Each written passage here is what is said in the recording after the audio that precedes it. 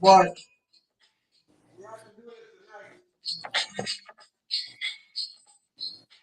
I found the hoopla going on today.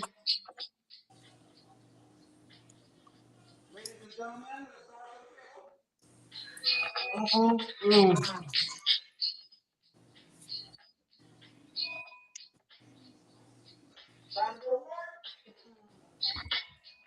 Mm. Oh Lord, here we go. Uh, uh, Let's see here. August. uh. You know what? I'm in the mood tonight. I'm in the mood to feel good about myself. I'm in the mood What about are being you in the mood? uncensored. What are you in the mood for, sir? Uncensored time. No, behave. Be nice. Good evening, everyone. No, we want to be monetized. Welcome to a Sunday night aftermath of the report. It's week 7. Lone Wolf, got the crew here along with us. They will not be here tonight, but he will be here tomorrow night to talk to us on Monday Night Football. Before we even start, Lone Wolf. Huh? Here's the situation. How I'm gonna be nice. Heads, I'll be nice. Tails, I'm not gonna be fucking nice. Damn, I had to be nice. Rob, how you doing, sir? I am just finishing up. I finished up an Amazon block, but I'm good. I'm good. It's been a good weekend. Good weekend. I bet it was for you and Lone Wolf. Misfit.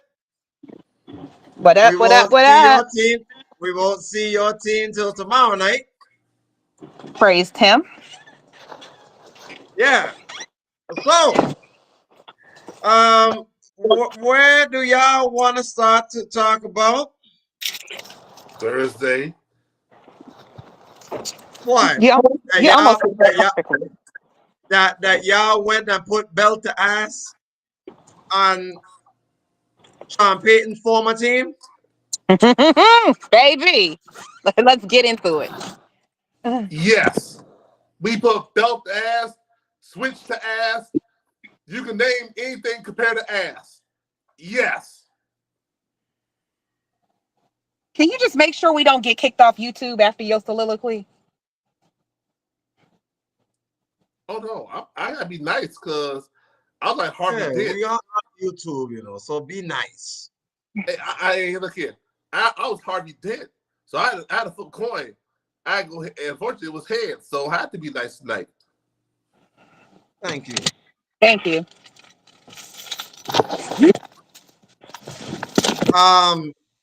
Since you want to get into it, go ahead and get into it. Hold on. Let me put. I will put my face on here for my 30-second soliloquy. Mm-hmm. Sean M.F. and Payton. Mm-hmm. Baby, that thing was an embarrassment, a humiliation.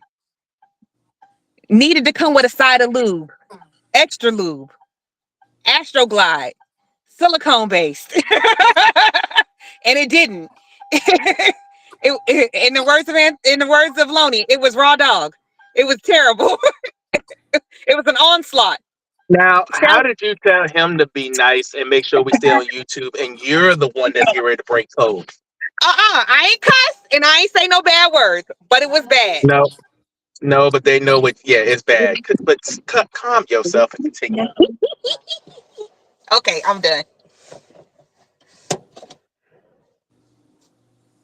And she was worried about you. It's her. I am PG. That was PG. Girl, that was PG-13. Almost got to R if you ain't kept going. Oh yeah. Hold on, Pop. Before we even get started, happy anniversary, my love. Happy anniversary to you too. Oh, Okay, so yeah, go ahead, Rob. Talk about it. I mean, overall, it was impressive. But to be perfectly honest with you, this is what I expected from a team that doesn't have a quarterback.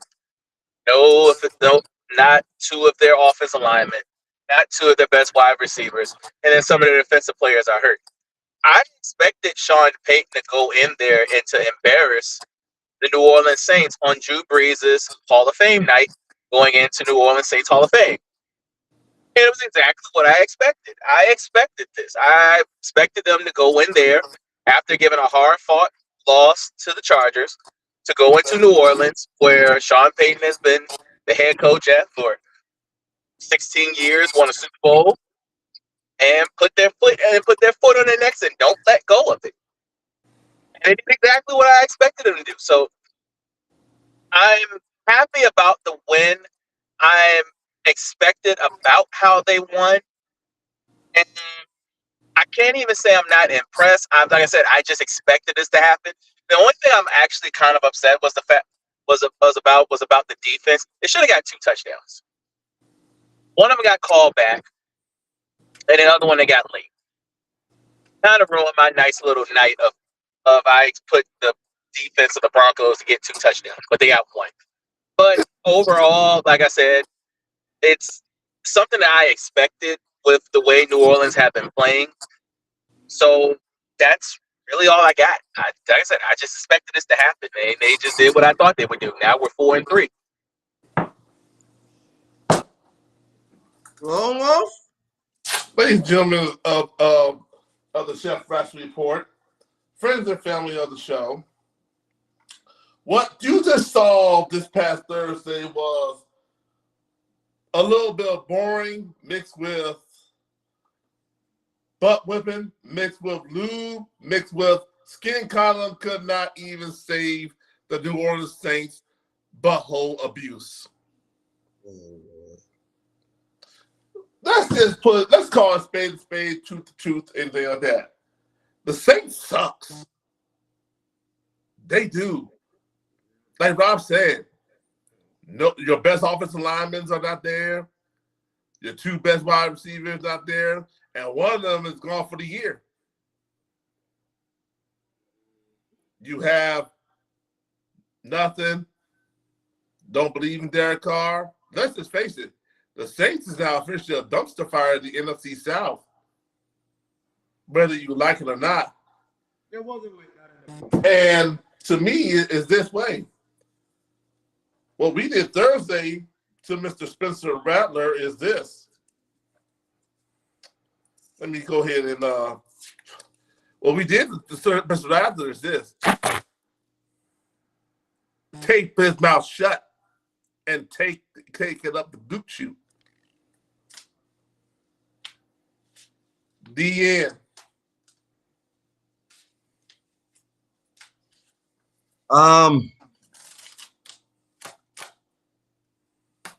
I let y'all speak on that game because I have nothing else to say. But we can go to London. And he has and you might want to give just a little bit of apology to fans, Joseph. He does have this team as the #1 ranked team in sacks, and that was one of the one things you were very concerned of with no Pat Surtain. And we're still leading the league, in sacks. Oh no! And other things. No. Pat Joseph is off my good grace after what I've seen for the last 3 or 4 weeks. Okay, just making sure. No. You'll see me ranting with Vance Joseph jack up. He is giving the defense. The defense giving y'all offense a chance. My question is, tell Sean Payton, Rob, since you're the leader of the offense, to put some more points on the board and keep us rested for a little bit. That's all. Well, I think now we're seeing more of like Troy Franklin and Valet. They're starting to get into the groove of things, but I think they need to get Cortland more involved early so that he can be more involved in the passing game. Because I like the fact that he's trusting his old target from Oregon, which makes sense. But they need more of Valet, Cortland, and Mims And even I actually enjoyed the running game this week because of the fact that we actually finally found our running game again. That's what really told the tale. That's been our biggest problem. We're so much in run heavy. By the time Bo Nix ready to go and pass, he only trusts two people. I was wondering about that because I'll give you a phone call saying there's an APP out on Javonte Williams. Yeah, I was ready to put one out for him, but I guess that knee is starting to get better by the week, and this was a great week for him to feel confident with it. He threw up 2 touchdowns and got over 100 yards. So, shout out to Javonte Williams. Good job. Shout out to the offensive line. Not that many holding calls. Thank God. That part. Now,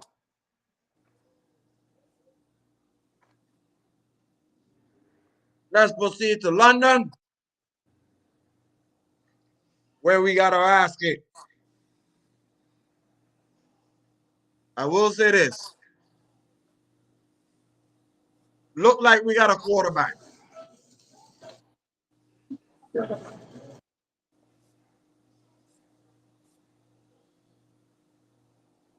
Mm-hmm. And we're trending in the right direction. Mm-hmm. Until we get a number 1 receiver and adjust that line, we just rebuilding. Jacksonville should have won that game. Let me put it this way. Bye-bye, Travis Etienne Jr. Bye-bye. Bye-bye, Travis. The old song, you are about to lose your job. You are about to lose your job. Mm-hmm. Because Bigsby put up 26 for $118 and 2 tub. And Jacksonville found himself a true number 1 wide receiver in Brian Thomas Jr. Because Gabe Davis ain't the guy and Christian Curry the guy. That's my intake on it.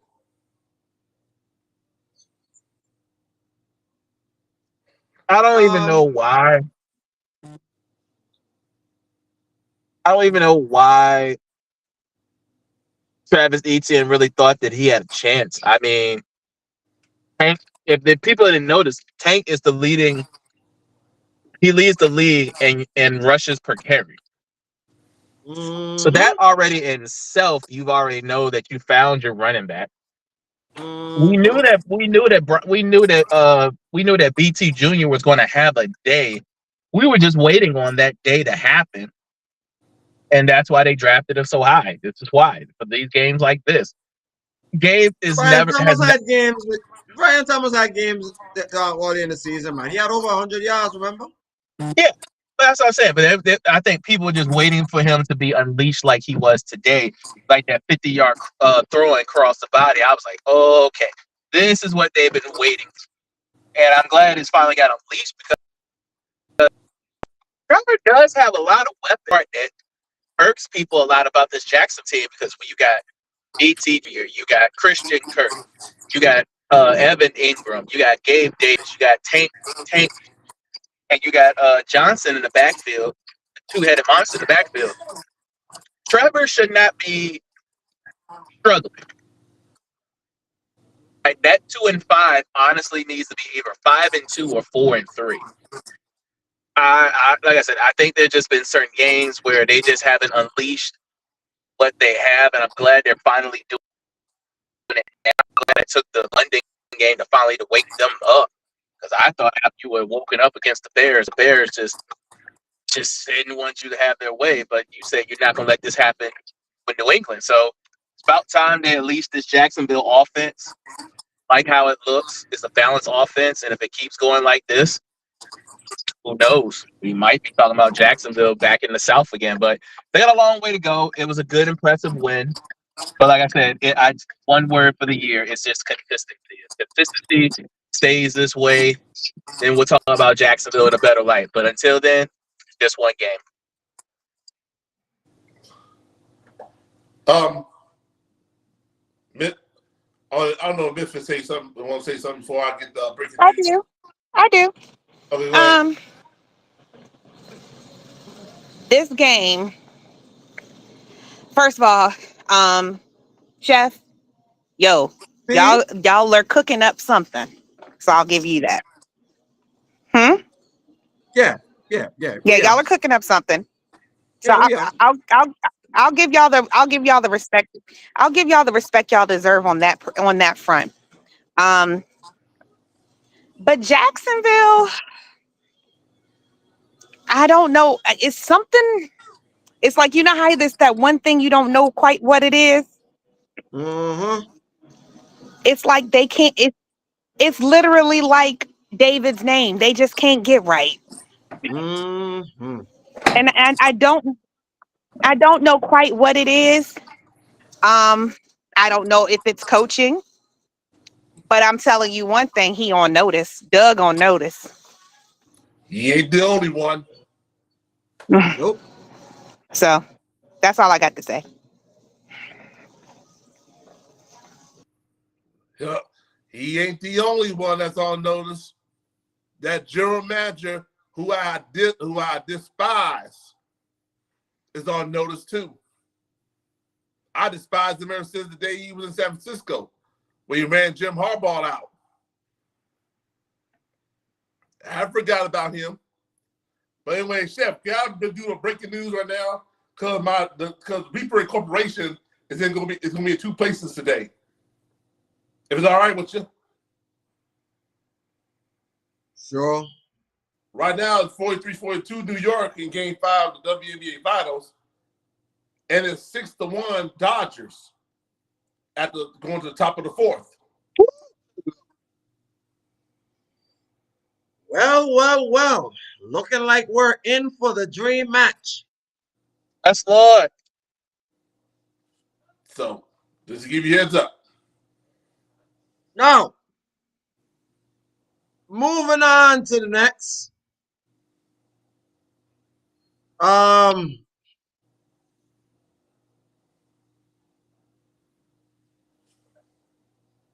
Green Bay started off slow, but then in the second half, they put belt to ass too.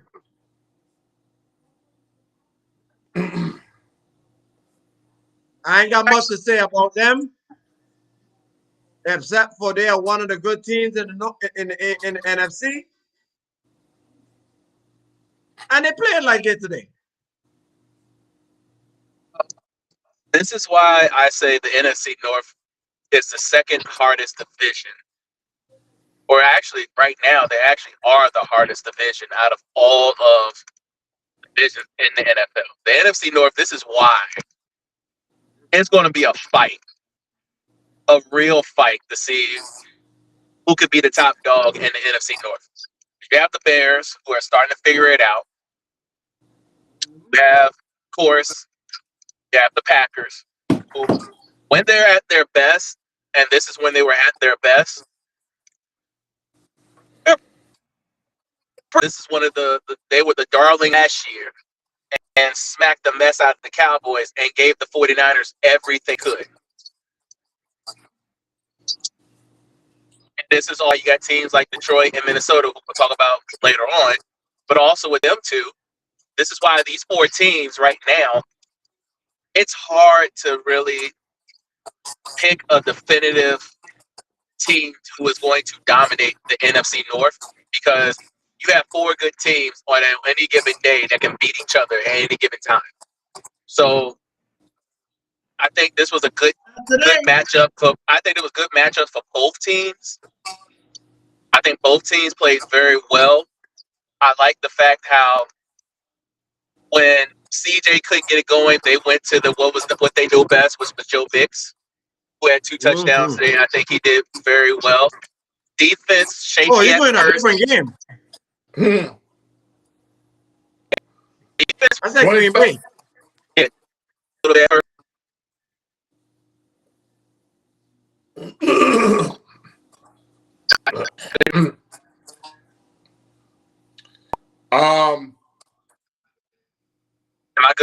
he in the Matrix. You ain't the Matrix. You good, but Sorta. sort of. No, you're better now. Okay. Am I good now? The thing is, yeah, you want me? Okay. The thing is with this game is this: CJ Stroud had a career low. Oh, I forgot they played the Houston Texans. Oops. Yeah, Yep. he had a Yep. career low passing yards, 86 yards. Yeah. That was career low. Tell me about it. But thank God, but CJ Stroud got thank God for Joe Mixon. Mm-hmm. That was Yes, saying Lord. if it wasn't for Joe Mixon, in reality, this should have been necrophilia for the Texans. Meaning the word, Ain't never lied. they should be getting all this instead of this Never lied. low score. Really, this should have been, I'll be honest with you, 31-7, 31-0 with this game. So, I mean, Packers defense got on CJ for 4 sacks. But it's still in the hunt for the top spot. And Houston can relax for right now.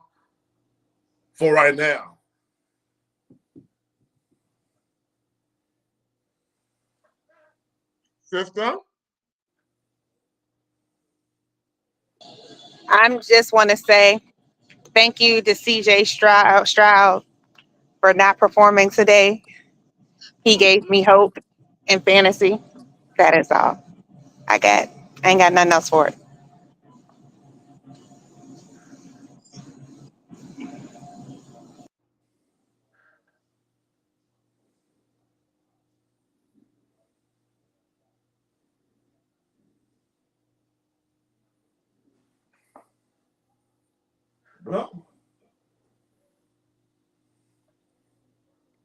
Well, proceed to the next game.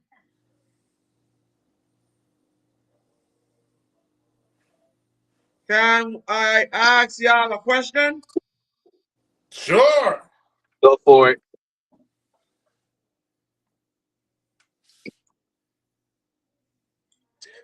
Why? What's wrong with Tennessee? Ooh, I can answer Everything. that. I can Everything. answer that question. Secondary suck. They have no quarterback. They have no offensive line.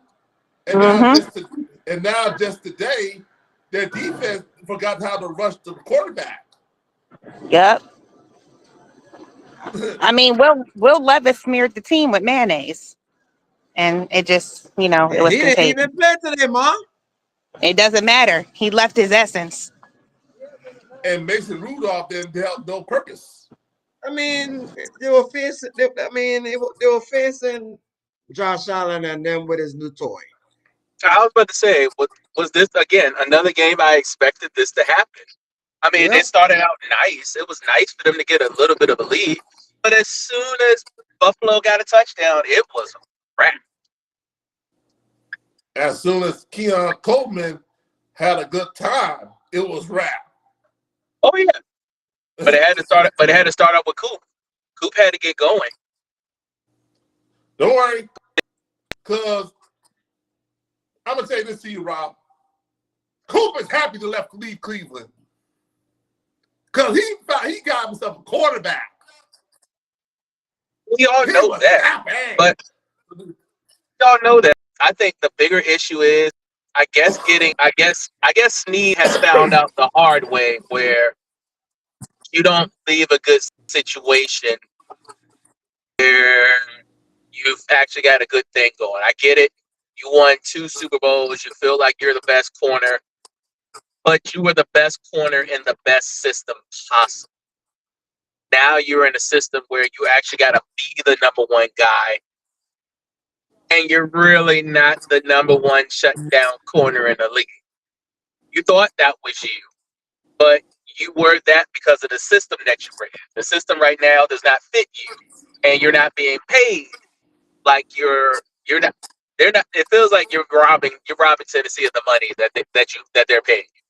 And I kind of wish he kind of would have just shut his mouth up and just stayed in Kansas City and just let that good gravy train roll. But the money's got to come in, and I guess the money pays once you got the break. So have at it, but just know you might have lost a good situation by going to Tennessee.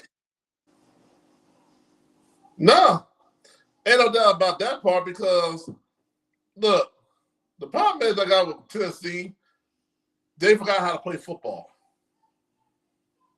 They forgot how to play football. I'm sorry. When when the last time I ever seen last time Tennessee was that damn good was Steve McNair.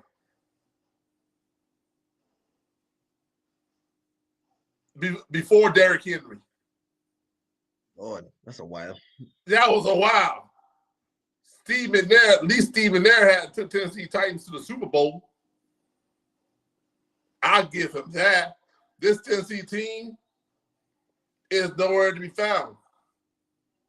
They have no quarterback. They have no offensive line. And as of today, they look like they have no receivers.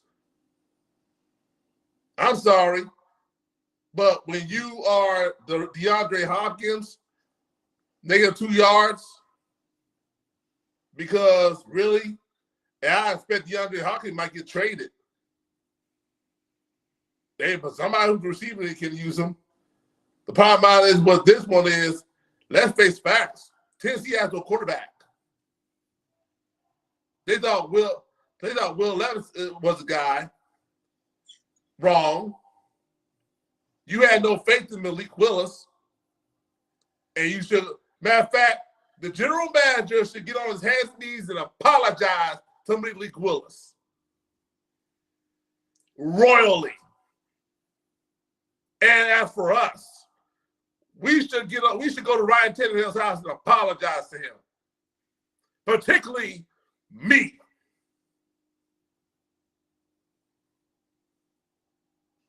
That's what I take.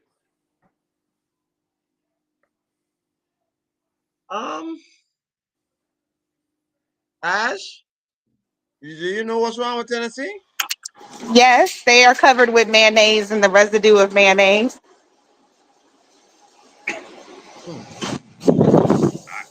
They are disorganized. They don't have the pieces. They don't even have the pieces to look like a team. They are in shambles. They are almost the equivalency of the Carolina Panthers. They are the bottom of the barrel. Any more adjectives? Any more adjectives you would like for me to use about them? No. Okay. I'm hoping you understand and get my point. I did. Okay. No. Let's talk about the next game, guys. Let's go to Cleveland. Oh, pick me.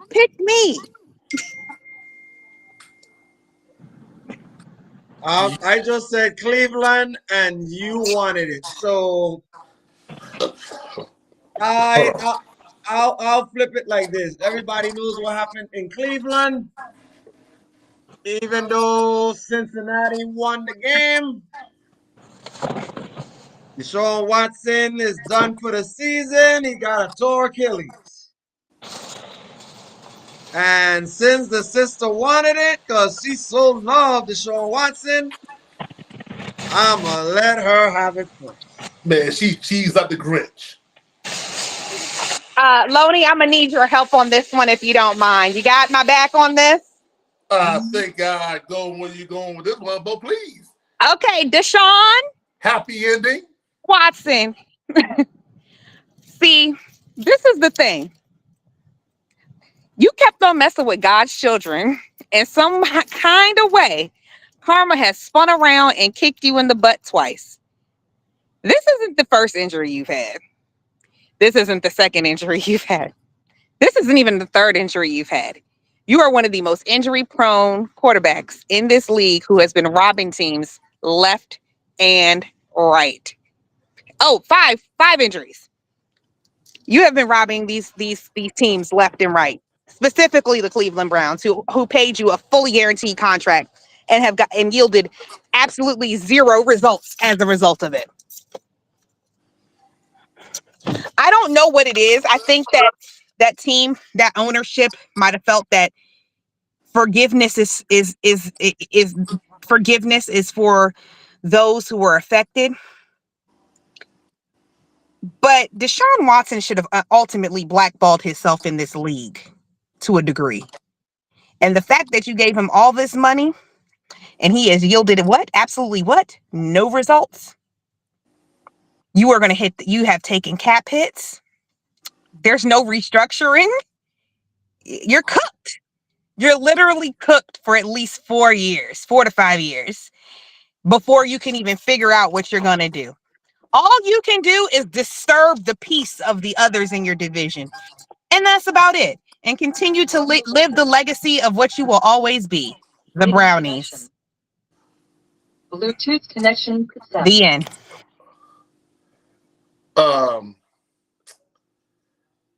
You can say about the organization about feeling sorry for, because the only one I really feel sorry for is Kevin Stephani. He's in the middle of a crossfire. I don't feel sorry for the general manager. I don't feel sorry for the owner. I don't feel sorry for Deshaun Happy Ended Watson. I don't feel sorry for his agent. I only feel sorry for the head coach. Why? Because he's in a crosshair. And I've been like this. Oh, well, you authorized giving him $230 million fully guaranteed money, knowing that history of injuries and inconsistent plays. And I think I'm supposed to be feeling sorry for the Cleveland Browns. I don't feel sorry for the Cleveland Browns. I'd rather wipe my ass with a baby wipe than feel sorry for the Cleveland Browns. I don't feel sorry for them. Try that again. That's actually kind of normal. Try, you rather wipe your ass with sandpaper. Excuse me. I'm sorry about that correction. I'd rather wipe my ass with sand fleas than have with the Cleveland Browns. I don't feel sorry for them, except for the head coach. I feel bad for the head coach. What about his teammates, though?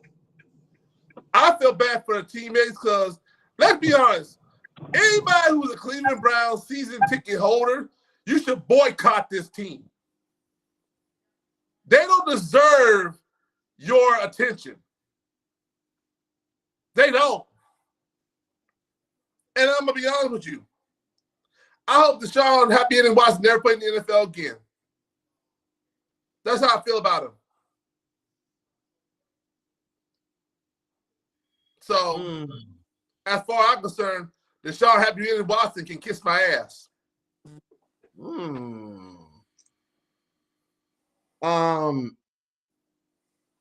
Rob?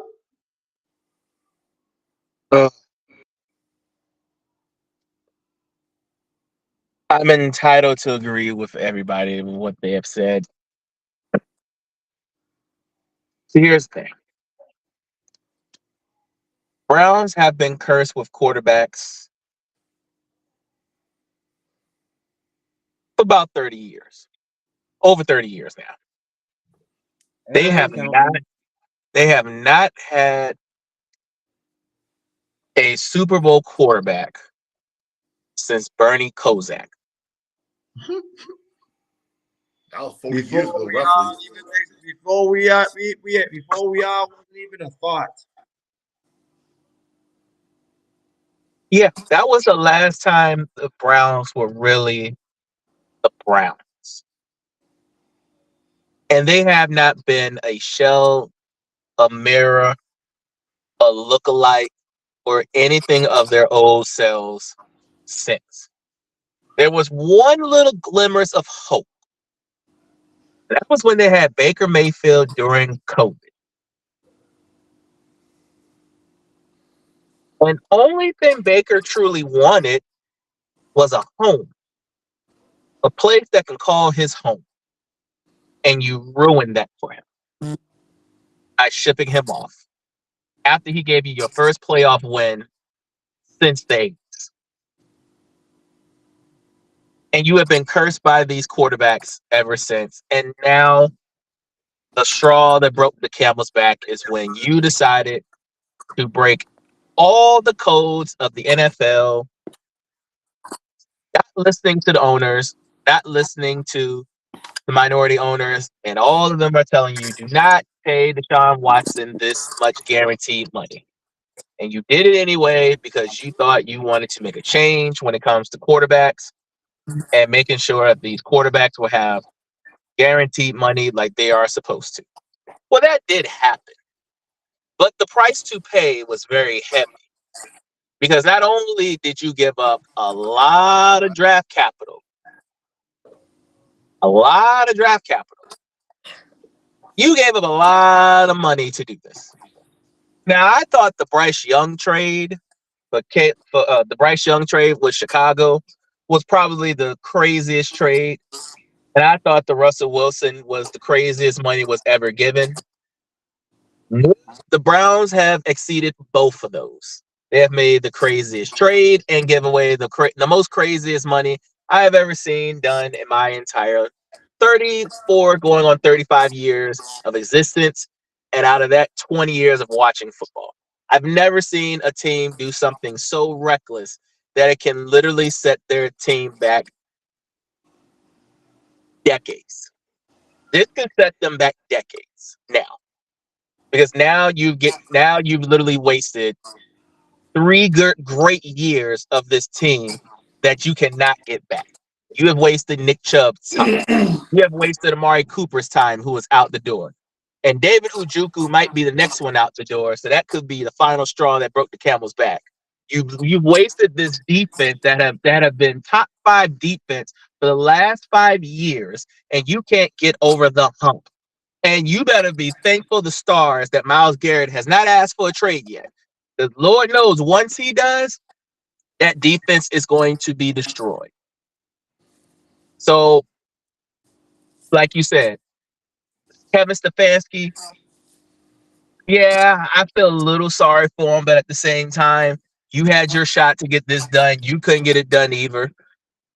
I more look at Andrew Berry, and I know as much as we have been advocate for more black people to run our major departments, he's also showing you why some of them can't run our hierarchy departments when it comes to GM minorities. He's the one that authorized this trade to talk to with the owner. So, and as much as I would love for Andrew Berry to keep his job at this particular time, sir, I don't think there's nothing left for you to save your job at this point. You have destroyed Deshaun Watson's career. You have destroyed Nick Chubb's career. You have thrown Amari Cooper's great years out of the Bucks. You're about to destroy Jerry Jeudy, and you're about to destroy your best defensive player that you've ever had in a long time. So if all of them decide to go, you better go with them because I don't see you having another job nowhere else. I agree with you, Rob, except for one thing. Deshaun Watson ruined Deshaun Watson. Well, that too, but I'm just saying that he destroyed the Cleveland Browns for probably for the next decade. They're not going to be right for another 10 years.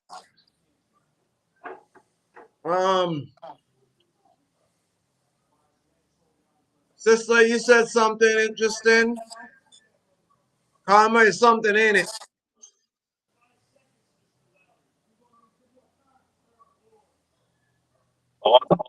All that in a bag of chips. Ain't it? Come on with a word. Karma is something. You know, when everybody was saying that he wasn't even doing it and he wasn't doing it, doing the BS that he was doing with those females, I was giving him the benefit of the doubt that he wasn't doing those foolishness. Unfortunately, I was wrong. And then not only you did that, but it messed with your psyche because ever since you left Houston, Absolutely. you can't find your nuts. You And know, No, you like 20 more found out. women He, and, he and, don't even know where it's at because it's probably at a beauty salon. and 20 more women came forward. Let's talk about Yeah, that. I was going to say I've been saying this from the very beginning. I've ever all these injuries. I think he's been happy about them because he can focus on his case because he can't focus on football right now. His mind is not equipped to play a football game because he's fighting for his life. But the and they problem is still about got your life women that's is pressing charge, and it's that's still women pressing charges on him. yeah, that's the problem. He knows this. So right now his life is in shambles and he can't put a grass on it. And now this is really going to put a dent in his belt because now guess what? Y'all talk about the contract. The bulk of the contract ends after this year. After this, these last 2 years, they can eat that up and trade him up out of there. So Or at this release But who them. point, wants him? Who don't want Or him but release besides them. Carolina? I agree. I Well, agree. I agree. I don't think there's many teams that want him, but at the same time, it's going to come down to two things: is either they're going to trade him off, or they're going to do just like we did and just ate that last bit of those 2 years up and just let him go. Personally, me, release them. Yep. Release them.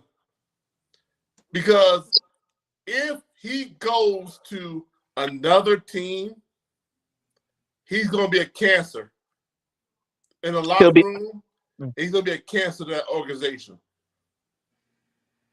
I wouldn't suggest that. So release him. I wouldn't suggest that, and here's why. What's up? You want them to eat almost $180 million of cap space to release him this year? Yes. No, after this year. yeah, because we Next ate year, up 89. next year, We're if eating they do that, we're eating next 89 year, million. We're doing just fine. next year they do it, they're gonna lose 80. Okay, that's fine. But that's what the look. Sometimes you gotta look. Sometimes you gotta give up a lot to get a lot back. And if sometimes you gotta eat up 89 million to do it, look how we're doing it. We're eating up $89 million. We're eating 40 million a year, and we're 4-3, and we're doing just fine. Mm-hmm. So See sometimes you y'all, just gotta eat the bullet. see, see y'all have a functional organization that knows how to do something. This team, this organization here is a dumpster fire right now, and the black owner making us look bad. Giving someone that much of guaranteed money that wasn't even proven after he was pressed charges with 22 women. Make that make sense. The bottom line is Here's my this. problem with what you. Here's my about us though. We didn't come until we got fresh. In order for Cleveland to be a fun and respectable organization again, you got to clean up your trash. And sometimes it might take a big pill to swallow in order to clean up what you have made a mess in. And it might take a while. But I'd rather for them to get a jump start on it now than to deal with this years down the road. And they're going to be biting for it with another. And mind you, look at this year when it comes to quarterbacks coming out of the draft. If this is any time that you want to clean house, now would be the perfect time to do it and start scratch. Because look at Minnesota. Now granted, Minnesota took up a lot of crap, and mind you, they got rid of Kirk Cousins and they dealt with $100 million out of them. But look what they prospered after that. You got JJ McCarthy. You signed Sam Darnold, who we all thought was the craziest to do. But all of this Minnesota team has turned from night and day in a span of one offseason. But you got to get rid of your trash. You got to get rid of that trash in order for you to become successful. Look at what you're doing. Y'all got rid of a lot of trash, and you still get rid of trash. Yep. It's gonna come back down the road. Some right now. You got to quarterback. You got the pieces. You just need to continue. And that's how we had to do. If I got $80 a salary for 2 years just to get rid of trash, I had to have something. That's the other thing. You got to have peace in your locker room. Right now, your peace is if you handle it right. Now, once your peace is gone, then your team could come back. But right now, your peace is destroyed. Right now, the cancer is destroying the peace of Cleveland, and it was shown today. Oh, I mentioned about that cancer.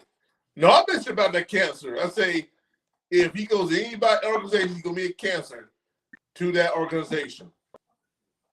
It's gonna be no. There you go.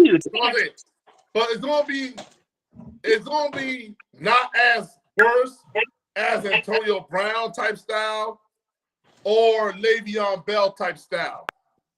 That's the difference. Yeah, you're right about that. I'm just saying now the cancering part is the fact that there's a lot of money that you've thrown under Deshaun Watson. Like you remember, quarterbacks cover up 30% of your cap space. Right now, he's covering almost half.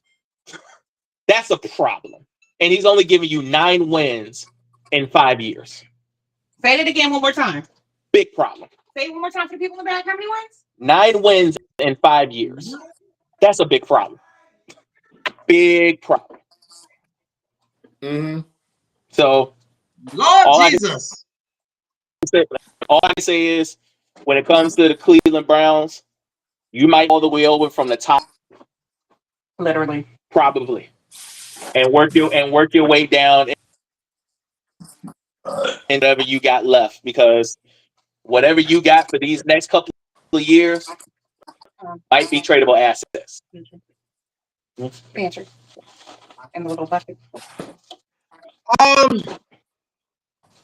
Let me before we go to the next one. I'm gonna read you a fun fact. Know when the last time Deshaun Watson had the best season?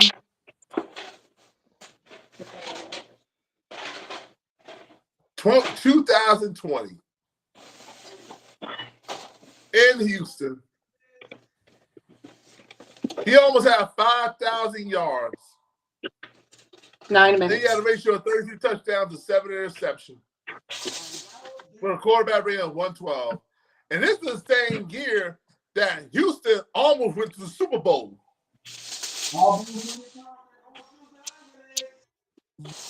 Ever since then, he missed 2021 because of the legal action. 2022, he only had 1,102 yards, 7 touchdowns, and 5 interceptions. Last year, he got 11-15, 7-4. This year, he's 11-48, 5-3. And Cleveland Brown getting paying this man $230 million fully guaranteed. Well, guess what? Cleveland Browns, I don't feel sorry for you. Stick this up your hind parts.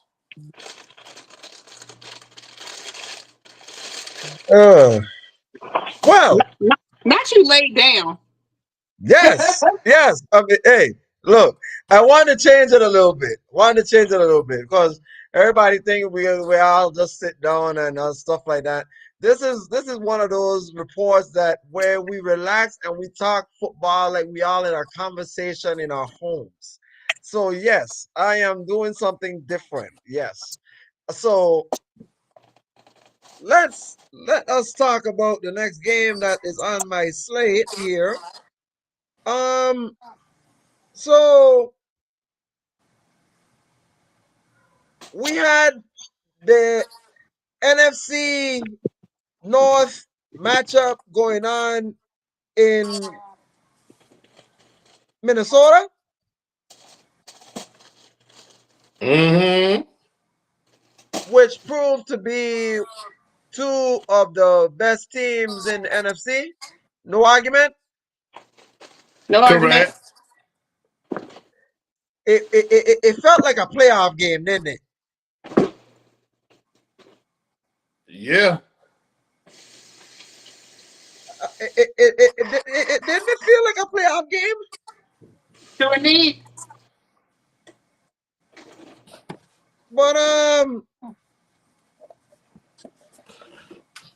But Ash? Yeah.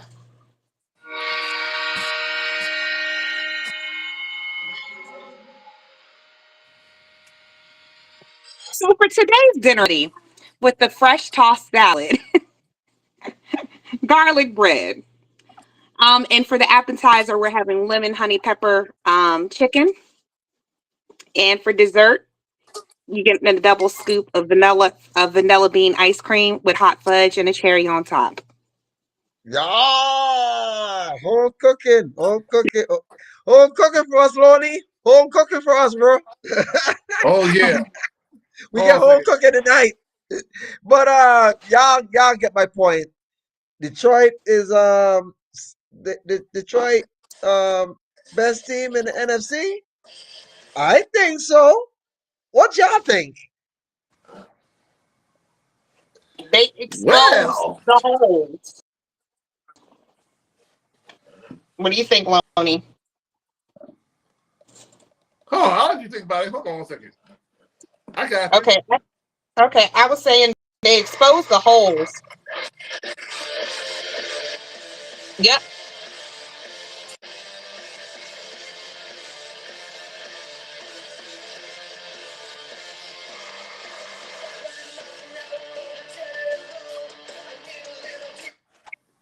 Yeah. That's why they're known as the Motor City Machine Guns. They play like it. Yes, Lord. So, I ain't get off that train. I'm not getting off that train. Unlike somebody who got off the train last week or a couple weeks ago. No, it ain't Oh, none of us. oh, he yeah, and he can't get right, and that's why he gets a poo platter. How dare you? How dare you will put them to try and beat the Lions? And the Vikings just came in on the scene this year as being a good team, and all of a sudden you're gonna put them in a high stakes game, divisional game, and think that the experienced Motor City Machine Guns going to put a stump in the ass. Um, I said it once and I'm gonna say it again. The Lions are the best team in the NFC.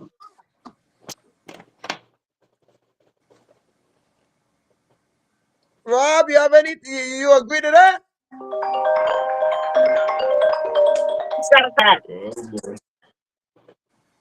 Give me Lonnie, back. do you agree with that? They're the best team in the NFC. I think they going to the ship. Man, I go one up on you. They're the top 3 in the NFL. As far as I'm concerned. You said what? Top three? Yep. I agree. They going to the ship.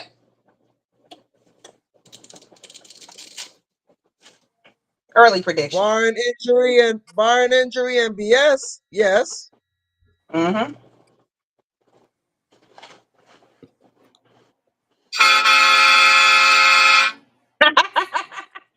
Yes. One more time. One more.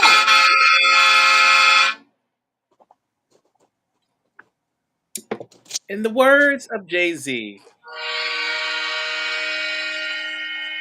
are you not look, in the words of a great movie, are you not entertained? Maximus. Are you not entertained? I've been entertained. Been entertained with the Lions for the last 3 years. Now do you understand why I say they are the number one team in NFC?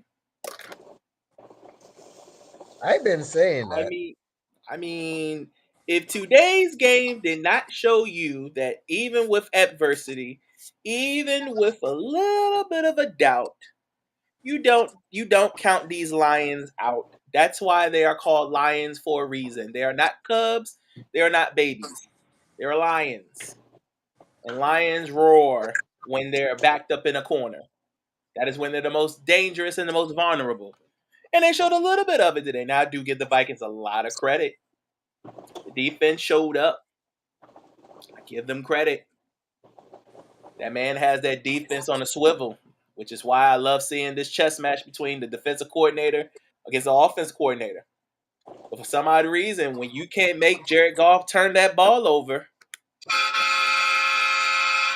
they find a way to win.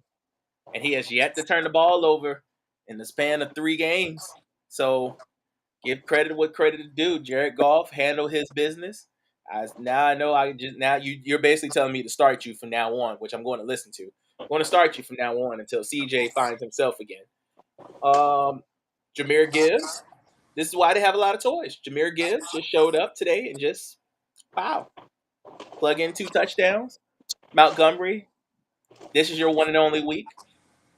Next week, if you try this again, you're gonna be on the block list.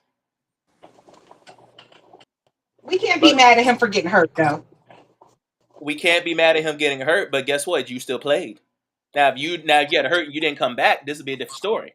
But you came back and played. You still produced, and you fumbled the ball. You don't fumble. Let me translate what Rob.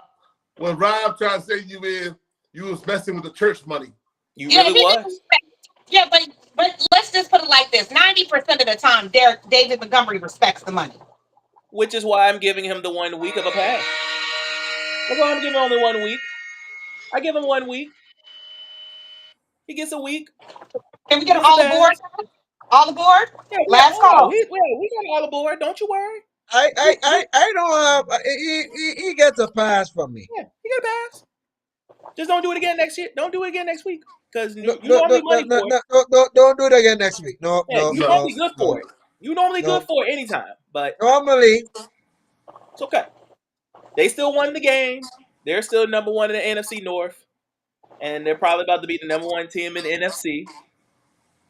So, like I said, give credit where credit's due. The Lions are just like the Chiefs. They find a way to win, no matter how ugly it is. They find a way to do it.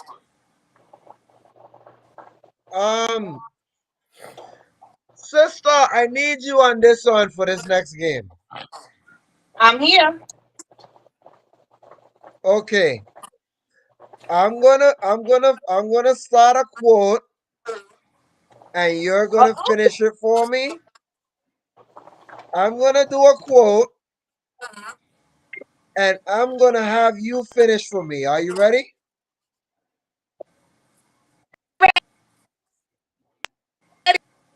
Oh, I need you clear. I need you perfectly clear for this one. Need you clear. Okay. Need you with me on this. You ready? I'm ready. Okay. Good. Guys, this is for y'all too if y'all know the answer to it real quick. You could answer with her. What the Giants should have did before this season started? On a 3. 1, 2, 3. You should have paid Saquon. You should have paid Saquon.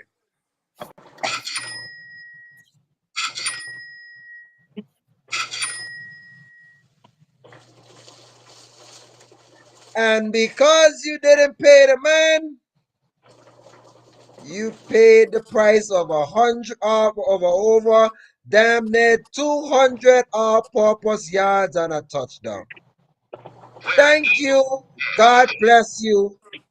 Thank you. God bless you. Good night.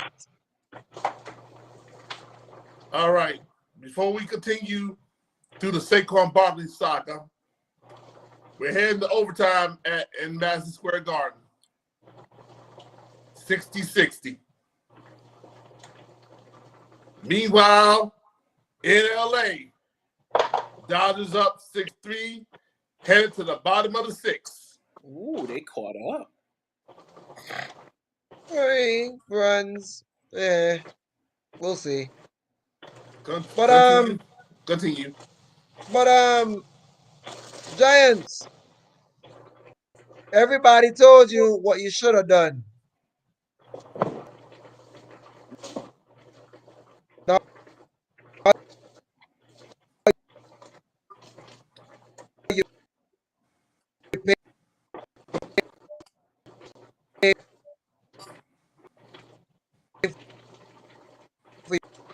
Is that you? I already said it sounds like him. Yeah. That's him. That ain't us. Yeah. And he's frozen too. You Matrix and Frozen. Saquon revenge game did not disappoint. Oh no. We can hear you, but you stuck like this. Yeah, you stuck like Chuck, man.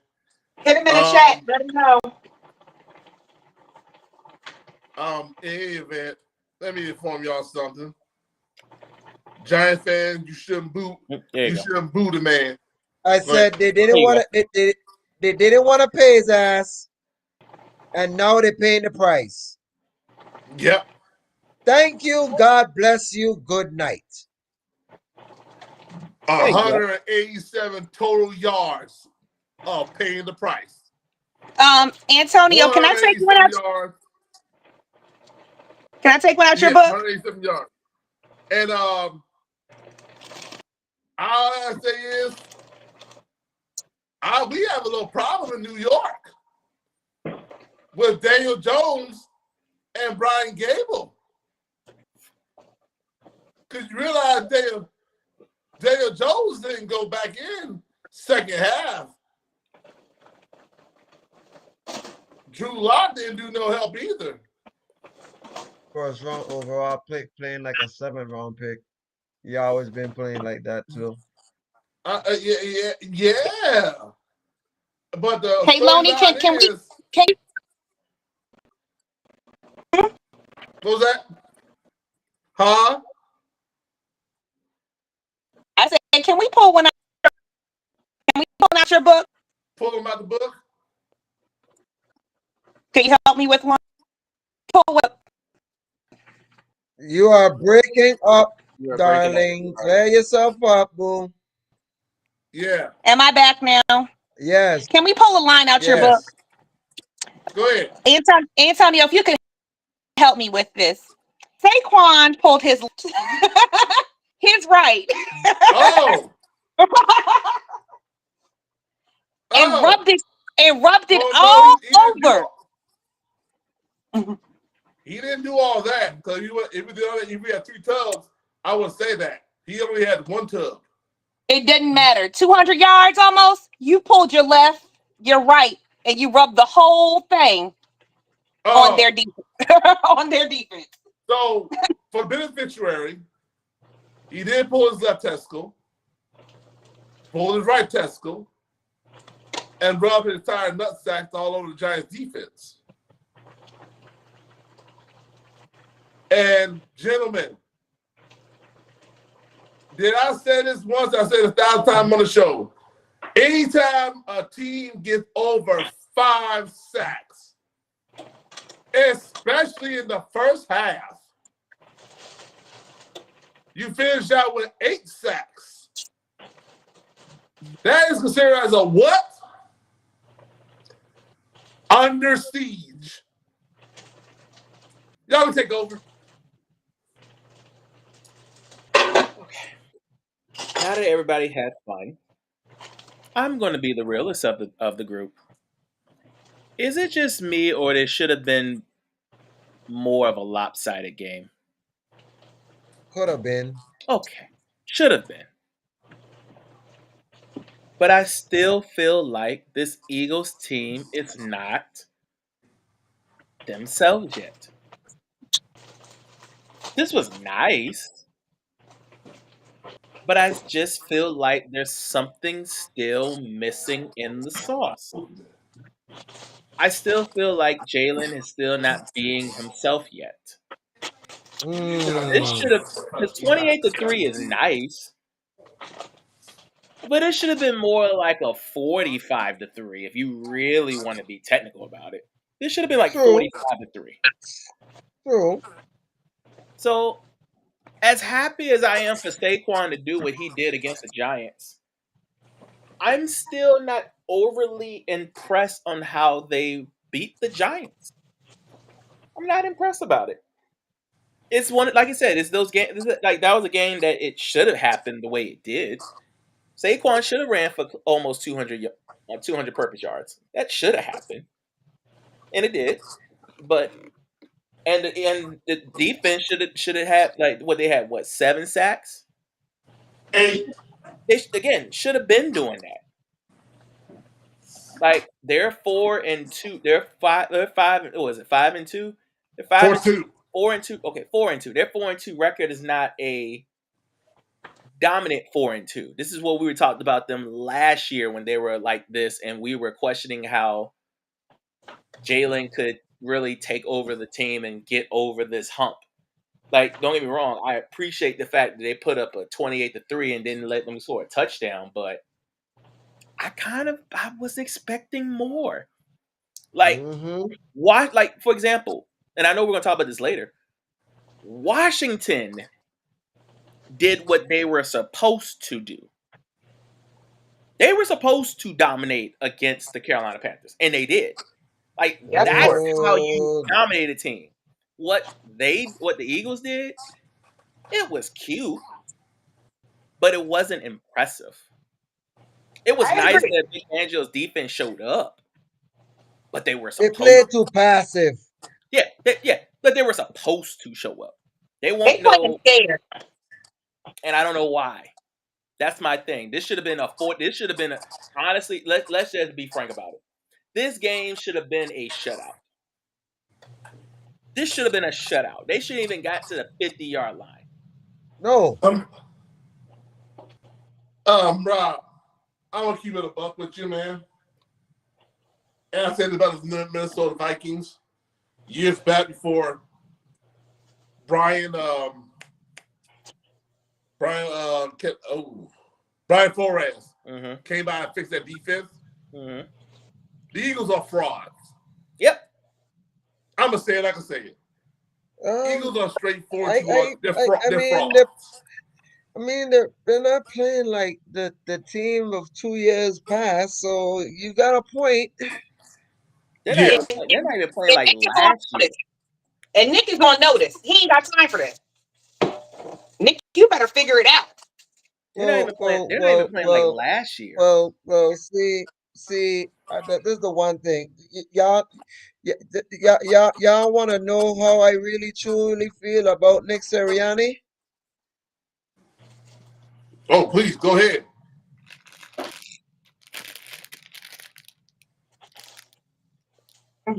Not a Lysol wipe. And y'all got a valid point. Lysol wipe, and every time he talk, I just gotta cover up because he ain't worth the crap to talk about. Because I'm gonna be honest with you, the fans gave up on Nick Sirianni. If y'all understand what I mean, and I'm not talking about sleeping. I'm talking about he dead. Yeah. Oh yeah. He's straight. No, like I said, Eagles are 4-2, but they're frauds. Everybody, I can't just call Minnesota Vikings frauds and don't call other teams who got the same record and they're playing like frauds. Well, I can't do that. Speaking of frauds, what are the Atlanta Falcons after they got stomped at home against the Seattle Seahawks? Like I told y'all, not the best team in the NFC South. I've made this abundantly clear. I have stood by 10 toes down, 8 toes down, 9 toes down, however you want to call it. I have been 10 toes down about saying the Bucks. The Bucks are the best team in the South. Yep. It was just a game. It was a Thursday night miracle in Atlanta. It was nice. Yep. But the one thing y'all gotta understand about Kirk Cousins, he's just like Virginia weather. When he's hot, he hot. But when he cold, he ice. And today he not was in a good way. Nope. And today he was ice cold to the point where they put Michael Penix in the game. So that's a sign that Kirko, you went from Kirko to Kirk in 1 week. What did I say about Kirk earlier? Y'all remember what I said about Kirk earlier? Kirk then slipped by the cookout table and put some raisins in our potato salad. Oh God. Oh yeah. They need to go throw that back out there. You can try this again later. Just like Rob said, Atlanta is not the best team in the NFC South. And he said 10 toes down. I'm going to say 10 toes down on this part. I said road Geno Smith is more better at playing than home Geno Smith. I've been agreeing with you ever since. And it continues to show. Like on the road, Geno Smith is going to play his ass off. At home, 50-50. You don't know what you're going to get out of him. And I've been saying that for the past, ever since he came in the league, looked good for the past, what? 3 years. And I've been saying it. I've been consistent. That's why when y'all looked at me kind of crazy, like this, hop of the way. And the reason why they picked Geno Smith against the Lions, because it was a different timeline. If you would have caught Geno Smith on the road in week 2 against the Detroit Lions, I would have picked him. But that was week 3. The only thing about this is, the only thing about the situation with Atlanta is this. Their defense is not that good. The defense is not that good. They continue to don't know how to pass rush. They haven't found a good pass rusher. They thought Judon was going to be the best pass rusher, and he's been ABP. Patriots right now are smiling that they traded him away. Yeah, we are. Look like we did a good thing. Yeah, you did. Because right now, I look at Atlanta in the pass rush. I did it at the bottom 5. Let me go ahead and pull the stats down a little bit. If my readback served me correctly, Atlanta pass rush, it's probably still at the bottom. Still at the bottom of the barrel. Mm-hmm. Because your objective is against the defense, and you didn't. And you still lack a pass rush. And correct me if I'm wrong, let me see. I'm going to find their pass rusher. The team pass rush, real quick, while y'all talking. It's probably at the bottom, the bottom 5. They're one of the worst. Yeah. They haven't fixed that. And until they get a good pass rush, it will be Tampa Bay's division to lose. Well, sis, anything to say about them? Well, you just said it went from Kirko to no Kirk. Well, let's talk about this last one here. Oh no, we got 2 more to talk about. Actually, the Rams got a big win against the Raiders, and they're about to get healthy.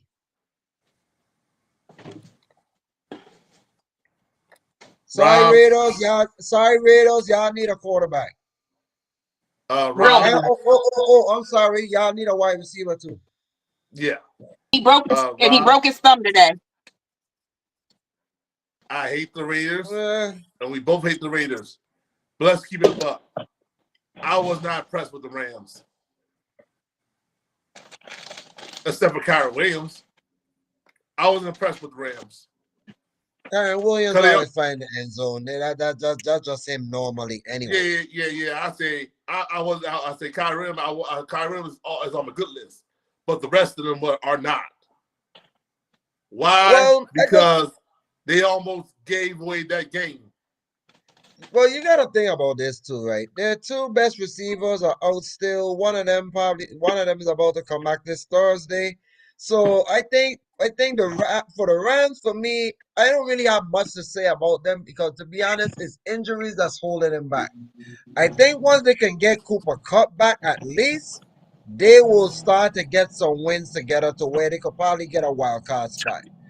But they need everybody healthy first. And that's what I think about the Rams. They injuries like the last couple of years for them has bite them in the butt. This year no different. But here's the thing with me, Alec, is this. I understand where you come from, but when you had to lead the entire game and you almost gave it away, I have a problem with that. That's why I wasn't impressed with the Rams. Like I said, injuries is hurting them right now. So I can't really get nothing bad to say about them. But I do have somebody bad to talk about, and this is what I wanted to get to before anything. Actually, we can cover college tomorrow because I wanted to get this out the way because I have a feeling we're gonna be on this game for a while. And since one person has been extremely critical on this coach, I guess Lone Wolf, you can get on Mr. Shanahan for having his team ill prepared. Because even though Mahomes didn't have one of his best games,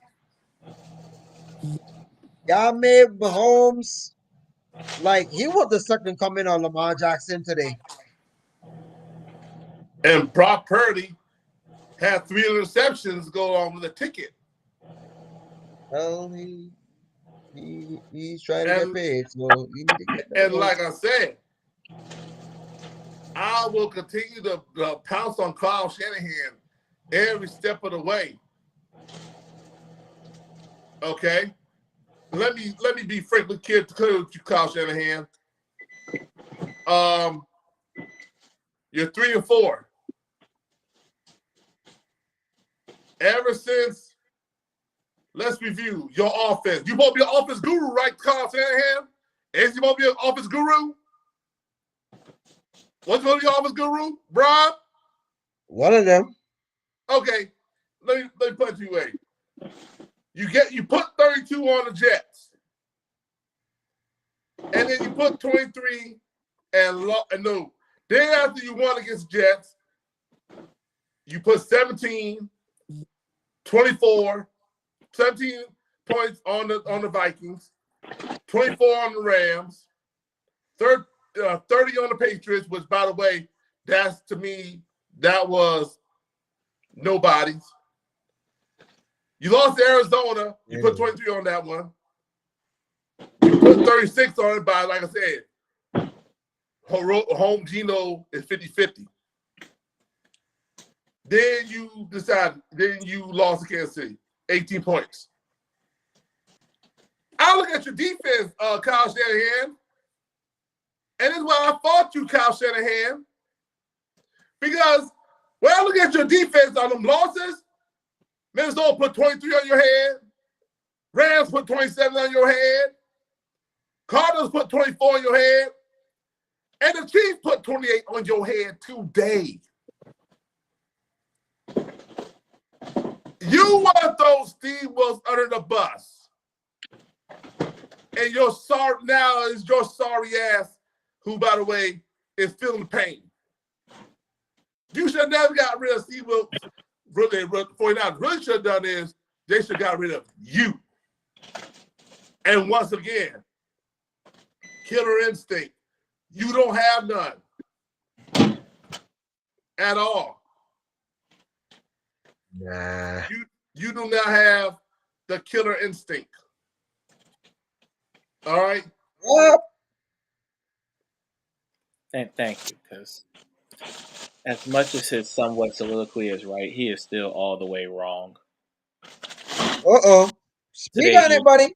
Today he is wrong today. Because you got on their defense. Their defense got 3 interceptions off of Patrick Mahomes. Yep. Okay. Normally when you get 3 interceptions off of Patrick Mahomes, you normally win the game. Yep. But when there's no CMC, there's no Debo, Brandon Ayuk probably tore his ACL, so he's probably be gone for the year.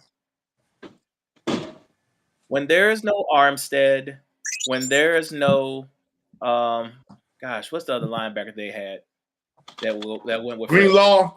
Yep, no Greenlaw.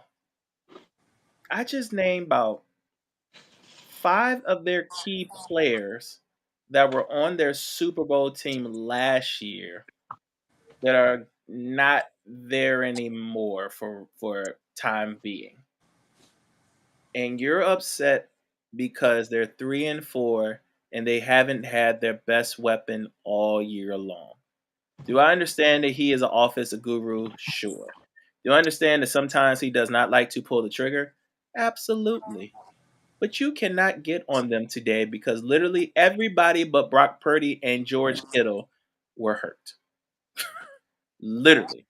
And Kansas City literally found a different way, just like they did these last 2 years, finding ways to win the game.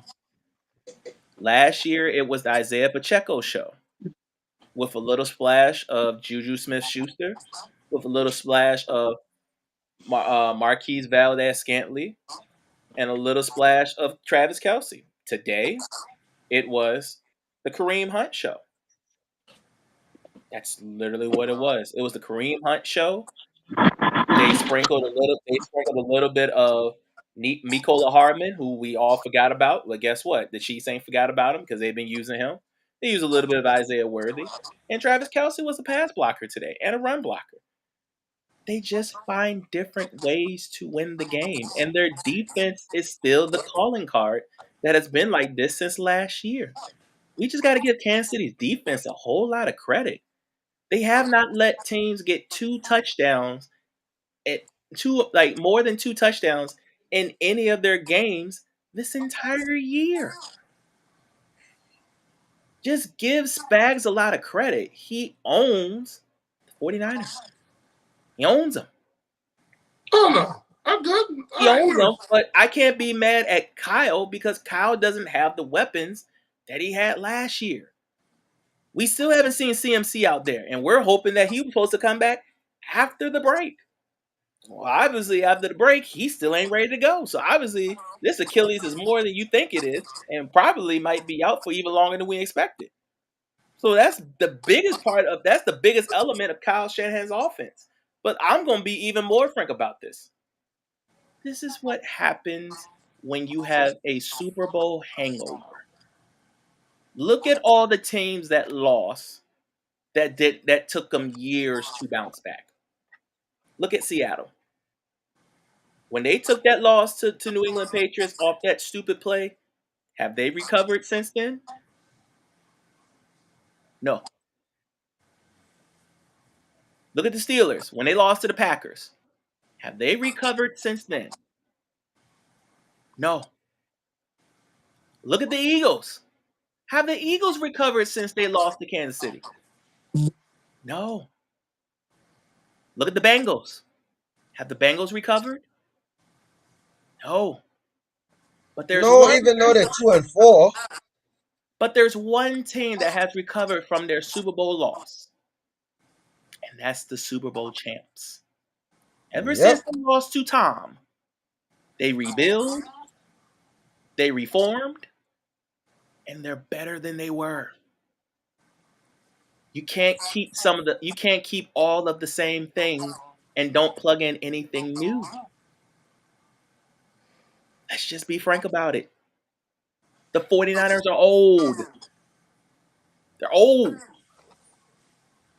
Everybody on The the team is got older from last year. Trent Williams is 36.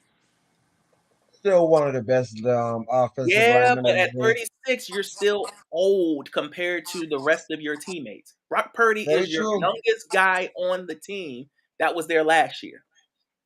He's 25. mhm. Everybody else is either 28 and up. That's bad for a team that wants to try and repeat to where they were. But this is why Kansas City was so good last year because remember, they were the youngest defense in the league and still are right now. even with Chris Jones at 30 plus. They're still the youngest team in the league. Who ain't looking bad? It ain't looking bad because they got the young pieces with him. These young And their boys. secondary is still not too shabby either. No, they're actually top 5. Yep. You got to rebuild. You like, don't get me wrong. Is it good to have is it good to have vets on your team? Absolutely. Absolutely. But you got to sprinkle the youth with the young, with the old. Because if you mix the two, you can, and especially when the youth want to learn, you become great. Oh, okay. I see where you're going from before you get into breaking news. Yes, the Liberty won. Reaper Corporation has took the lick sold. It's all right. Liberty took the title. Good job. And I was on that along with Lone Wolf, wasn't we, sir? Yep, y'all were. I ain't gonna lie, I was pulling from Minnesota. I saw the growth, but again, congrats to the Liberty. If I'm not mistaken, they are the last old team to finally get a championship. So it's about time the last original finally got it done. About time. Yep. And Dodgers up 7-3, top of the 7th. But back to your statement, I'm gonna rebuttal on this one, Rob. Here's why. I understand you talking about CMC and the injuries. IU might be gone for the year. Almost in the first down. I'm gonna pull a Herman Edwards on you. You played to win the game. But you gotta have the pieces to win it. Okay, then. You play the game to win. No matter if you don't have the pieces or don't have the pieces. Who's the best? You play the game to win. Who is the best player on the San Francisco 49ers? As of right now, believe it or not, is George Kittle on offense. Yeah, but before the season started, who was the best player? Oh, you talking about CMC? That's my point. When you don't have the head and all you got is body and tail. I understand that. See, I'm not getting on the players. I'm getting on the coach. But I can't get on the coach because the coach has done everything he could. This is saying this. I can't. Yeah, but you can't give Kyle Shanahan some slack just because his players are not there because of injuries. I'm getting on Kyle Shanahan because he doesn't adjust. I'm not getting on Kyle Shanahan at all because the one person I'm getting on is John Lynch. I am. Get on him. That's fine. You can get on John Lynch. I'm cool with that. I'm getting on Kyle Shanahan because you haven't just. Keep in mind, you're the same Kyle Shanahan who was there years ago in that 23 buckle. Those same Kyle Shanahan that decided it was fun to pass the ball instead of you keep continuing running the football. And Tom Brady got his 6th ring got one of his 7 rings out of that deal after a 23 comeback victory. Okay, this is why I say Kyle Shanahan don't have his daddy's killer instinct. You know that as well. Yeah, but his daddy instinct also. Daddy had players that was behind players. Yeah, that was actually playing. Okay, Kyle doesn't have that. But guess what? Kyle doesn't have that. But guess what? Jordan Mason's playing with a bum shoulder. But then did Mike Shanahan adjust to what he got? Yeah, but here's the thing. There you go. But he adjusts because guess what? He had one guy for 10 years. That was John. And when John went down, John was only down for 3 games. And literally the entire team told the backup, just don't mess it up. That was Kubiak. Again, but that's what he told him. Just don't mess it up. Okay, then. But this is the thing. They're giving the keys to Brock Purdy, and Brock Purdy has never been in this space before. He has no clue. He don't know how to play without his guys. He's become this great player because there's people around him that made him great. He's a good manager. And he's a great manager, but now when you put him just by himself, remember, He didn't even have his best weapon in Jawan Jennings. He didn't have Jawan Jennings today. Okay. Now you're talking about no Jawan Jennings, no Brandon Ayuk, no Debo, and no CMC. So all you're looking at is basically George Kittle and a guy who just came back from being shot. Okay. I will beat the 49ers too. Okay. But this is the thing that Brock Purdy has to learn. You've been in the league now for 4 years. And 3 of them, you was a starter. You should know about 2 years. I know the third. I know he did it for 4 years. And 3 of them started, but he took over for Glass Jr. This is his second full year as a starter. Second full year starter. But keep in mind, you should know every situation. Matter of fact, here's the difference. You should know this situation in college. In college at least. Just in case, if you don't have your main weapon, you're going to have to make out something. I understand Brock Purdy is a 7th rounder. Cool. But yeah, think about this. I'm sorry. Did Tom Brady had no true number 1 receiver? He made something out of nothing. Head coach. Okay, yeah, head coach. But guess what? And defense. When Tom Brady moved to Tampa, we figured out it wasn't the head coach. Yeah, but guess who he had to learn it under those 20 years? The head coach. Tom did not get this on his first go around. Remember, and Ali will tell you this. The first real year Tom Brady was the quarterback, the full quarterback, he struggled. And it took him a year to figure it out. Yeah. But once he did figure it out, the game closed down. That's what Mahomes did today. See, this is the beauty. See, this is the difference between a Brock Purdy and a Patrick Mahomes. See, Mahomes can have a struggle day, but he's played so much football and seen so many situations that he knows what the defense is going. Like he even said himself during the interview with Tom. Like when they were losing in the Super Bowl, he knew that there was going to be a break in the defense. That when he gets it, it's over. And it happened again today. He threw 2 picks. Mm-hmm. But did he waver off of it? No, because guess what? He's been in these situations so many times that he knows how to get out of it. But that's the difference between a guy who's just getting to learn it to a guy who's seen it all and done it all and know how to get out of the jam. Patrick just got out of a jam today. Let's just call it what it is.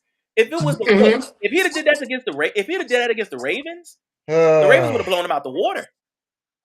But Brock Purdy does not know no better because he's still figuring it out. Look, he might be in the league for 4 years, but he's really been playing for Philly too. He don't know how it is to play without his guys. He don't. Nope. He's making his money because of his guys. And you talking about Kyle Shanahan don't make an adjustment. He made the biggest adjustment of them all by switching quarterbacks out. That's how Brock Purdy got here. That's it. But how did Kyle sit right there? But here's the thing. If had he not done that, would we have known anything about a Brock Purdy? No. So I can't blame you. Can't. Like I said, Kyle, for today, I cannot get on Kyle because he did not have little to nothing, and he's about to lose. And mind you, they just paid Brandon Ayuk, and he's about to be out for the season. So what is there left that you can say outside of the fact that CMC needs to come back, or just tell us that his Achilles injury is just as bad as we think it is, and shut him down for the year? What? So you want me to feel sorry for Kyle Shanahan for this time around? It's a Super Bowl hangover. It happens to every team. I just listed every team that have tried to come back and try to be the same versions of themselves, and it always don't work. You got to rebuild and reform. And if you don't, you will be stuck at the bottom of the cell, just like all the rest of these teams that are trying to get back up. Translation, you be swallow up. Or worse, you might not make the playoffs. And you keep messing around. But this is the thing that I say about the defense, because this ain't the same defense. But that's my point. This is why I will get on Kyle Shanahan for that reason because he made a decision to let Steve Wilkes go. This is the reason why. Okay, guess what? You let Steve Wilkes go. Guess what? If you let go of this one, guess who you need to bring back? Bring back the original. Yeah. Robert Sala's sitting out there right now. Go get him. Yeah. Go get him. That's why I say. But even if you bring back Sala, what is every it time going to be? No, that's what I say. I said this on the show. Every time that Kyle Shanahan loses game, I must blame it on him. But today is not on him. This is not on him today. I gotta give it to him. I gotta blame it to him. You can keep doing that, but I beg to differ. Today was not on him. Today was just today was the football guys reminding everybody that Father Time is undefeated. And if you don't get it right, you won't get it right. I get it that, like I said, you don't have the personnel that Brock Purdy him. But two things he do. Brock Purdy needs to figure it out. Just in case if he comes in the same situation again, this time to say, okay, I gotta make something out of another. Like I said before, you play the game to win. You talking about making something out of nothing? All their points were by Brock Purdy. It got to the point where they ain't got no kicker. We ain't got a kicker. But the one thing that will agree on the part. Yes, John Lynch got to get some blame on this one too. He gets most of it. He gets most of it because you should let Armstead go for real. You shouldn't have let that was Armstead was the driving force that front four. And he paid for it. And he looks like Boo Boo in Jacksonville. I feel bad for him. Don't get me started there. He looked like Boo Boo in Jacksonville. Don't get me started. Yeah, 18 points, and all their points was by Brock Purdy. Most of their points by Brock Purdy and a field goal. Nah. Ain't got nothing. Ain't got nothing. Sorry. And it looks like the Steelers are starting to pull ahead on the Jets. Thank God. Oh, Lord. Russell Wilson got a touchdown. Jesus, Lord. You can wake up now. Oh, he out. Russell Wilson got it. Wait a minute. You just said Russell Wilson got it. Yeah, he out. That man. Who's out? That man is out. Yeah. That man sleep. We just gonna go ahead and just call it a show at this point. We ain't even gotta cover the Sunday night game. We'll cover the Sunday night game tomorrow. We can't even end the live. We can end the live. I can end the live. Don't you? We can end the live. We can end the live. We just gonna go ahead and just call it a show. Because he's doing the same thing I want to do right now. Sleep. Yep. So now that he done went to sleep, and just like this game about to put me to sleep, we about to get out of here. So, yes. Because So until tomorrow night, fellas, this is the Chefrazzi Report, Aftermath. We're gonna do another Aftermath tomorrow. And we're gonna talk about not only the two Monday night games, but we're gonna get into some NBA because that starts on Tuesday. That starts Tuesday night. That is a Tuesday night. Then do a little bit. Probably do a little bit NHL too. And we're going to do a little NHL too. But for right now, we're going to do just like what the chef is doing right now and get some good old rest. So, for Chef, myself, my first lady over there, and to the lone wolf himself, we are going to say goodnight, everybody. And we will do this again tomorrow night. Yep. See ya.